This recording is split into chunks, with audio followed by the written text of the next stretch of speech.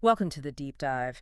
Today, we're jumping into something pretty universal, actually. Small talk in English. Yeah, and we're going to zoom in on a classic scenario, Yeah. a chat between a taxi driver and a passenger. We've got this great dialogue from EnglishPod to work with, and also some tips on just starting those conversations, like with a cab driver. Exactly. And the idea really is to give you listening in some, well, practical tools, phrases, yes, but Yeah. also that cultural know-how.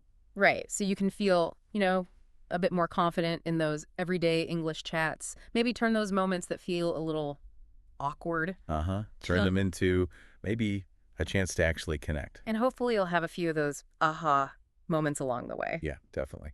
We'll look at some phrases that, okay, maybe aren't perfect grammar, but they're what people actually say to sound natural. And those cultural bits, too. What topics might be better to maybe avoid in some situations, especially in sort of Anglo culture. Precisely. Like the UK, US, Canada, Australia, places like that. Things that can make or break a casual chat. Okay, let's dive in. So the conversation starts. Passenger gives the destination.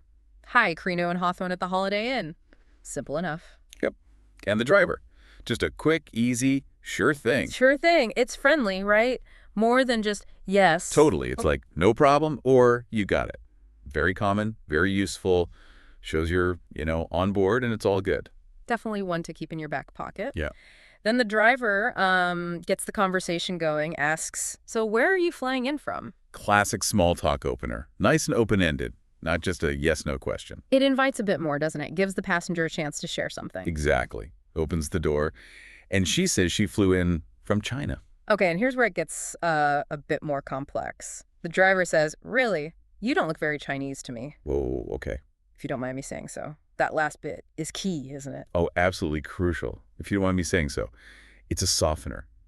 He knows he's saying something, but potentially, well, maybe based on a stereotype or just a bit blunt. So he's trying to cushion the blow, like, hey, I know this might sound weird, but That's exactly it. It's like a little disclaimer. And you can put it at the start, too, right? yeah, like, if you don't mind me saying so, you look a little tired today.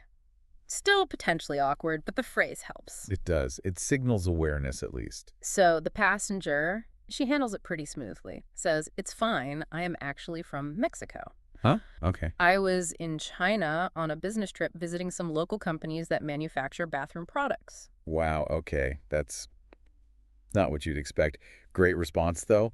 Corrects him politely, adds some interesting detail. Definitely adds intrigue. Bathroom products in China coming from Mexico. Lots you could ask about there. For sure. The driver seems to pick up on that, says, wow, sounds interesting.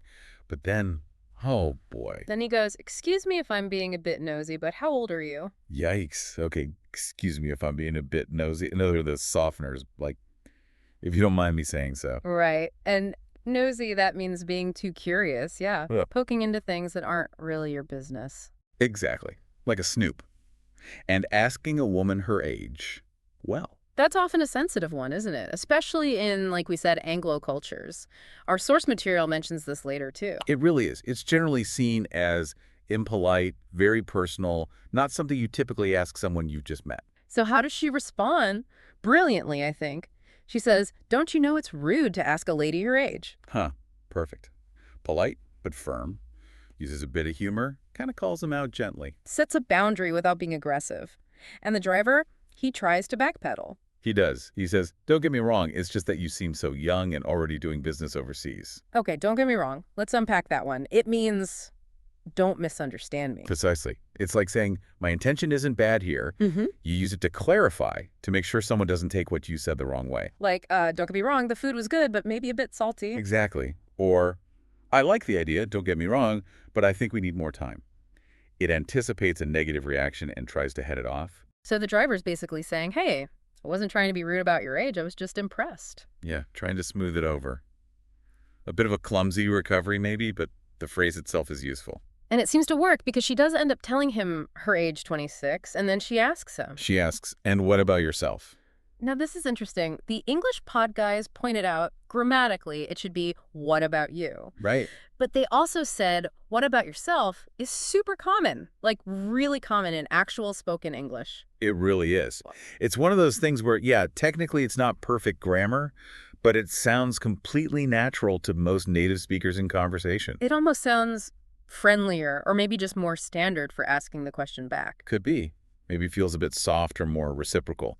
Using it can actually make you sound more fluent, strangely enough. That's definitely an aha moment, yeah. Sometimes sounding natural means bending those strict grammar rules a little. It's all about how people really talk. Yeah. So the driver answers. He's 40. And he adds, he was born and raised here. Born and raised here. Nice phrase. Means you've lived there your whole life, right? Simple, clear. Yep. In the good old USOFA. Huh. The good old US of A.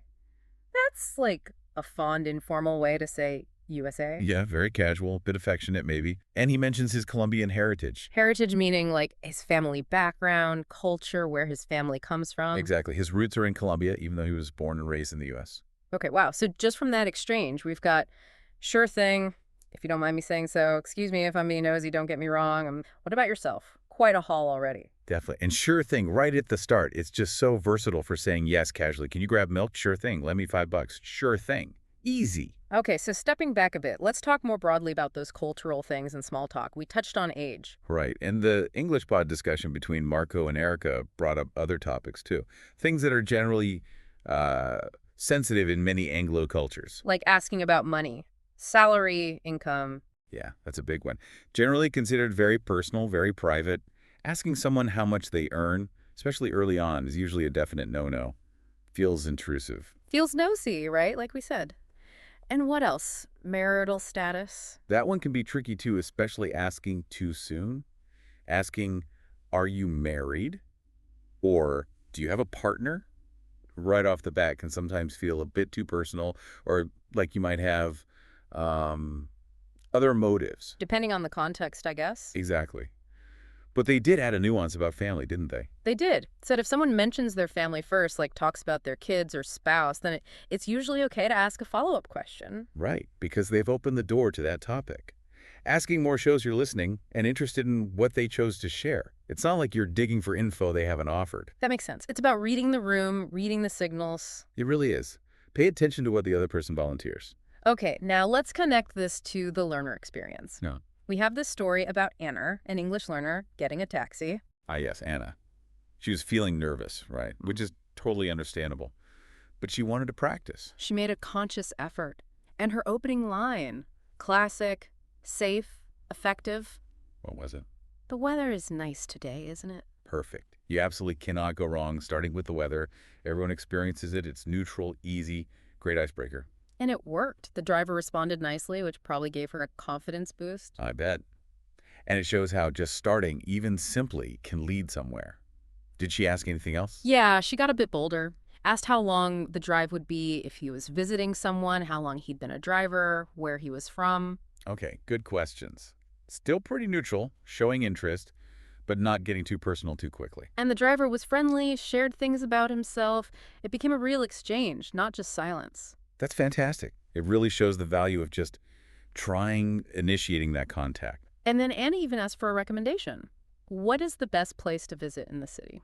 Oh, nice. Going beyond just chit-chat to getting useful info. Yeah. And the driver helped. Yep, suggested a park and a museum. So it became, a genuinely helpful and pleasant interaction. And the result for Anna? She felt happy afterwards and more confident about speaking English, which is huge. That's the goal, isn't it? It shows that these small moments, these taxi rides or queues, they're real opportunities. Don't have to be scary. A simple comment can start it all. Definitely.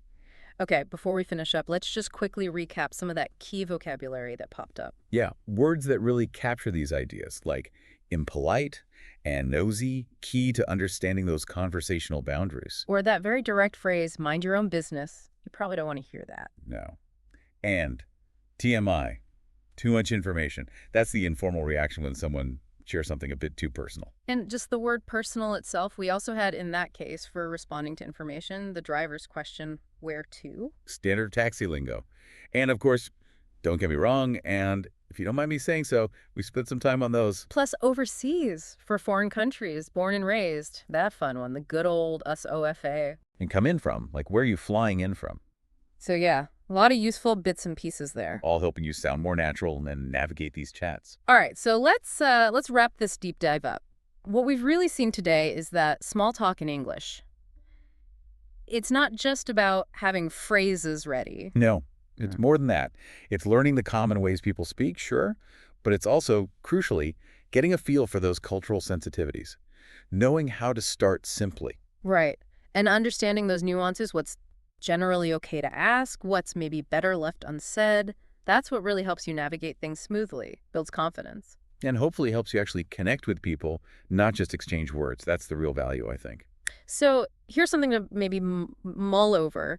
How could using these kinds of strategies, this cultural awareness, how could that open doors for you in your travels, your work, just everyday life? Yeah, think about it. What seemingly small, casual question asked thoughtfully, with awareness, might lead to something unexpected. A fascinating story, a new friendship, a surprising insight. Something to think about. We'll catch you next time for another deep dive.